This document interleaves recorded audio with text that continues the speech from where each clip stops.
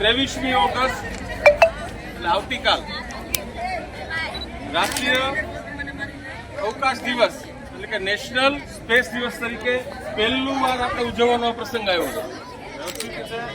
ચંદ્ર ઉપર લેન્ડિંગ કરી શક્યું છે એના માનના એમના ઉજવણીના ભાગ સ્વરૂપે 23 ઓગસ્ટ કામ થાય છે, અમાસ શું કામ થાય છે, સૂર્યગ્રહણ શું કામ થાય છે, ચંદ્રગ્રહણ શું કામ થાય છે, બધું આ તમારે સમજવાનું.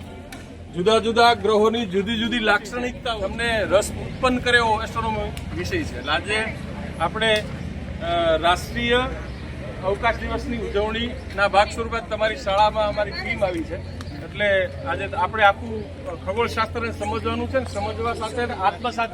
સુંદર ગ્રહ કયો? કોણ કહેશે મને? સૌથી સુંદર ગ્રહ શનિ મહારાજ.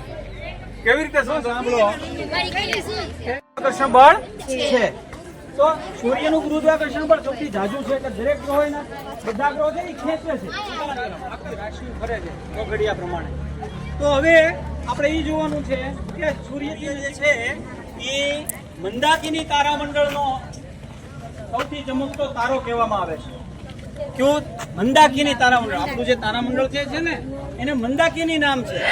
તો મંદાકિની તારામંડળનો સૌથી ચમકતો તારો ઉભું રહીને જોવાનું. તો દરેક ગ્રહો ફરે છે પોતાની ગુરુત્વાકર્ષણ બળ છે એટલે એ પોતાની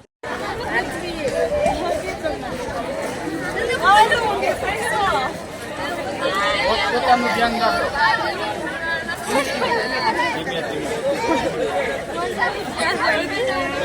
આપણું આખું સૌરમંડળ ફરે છે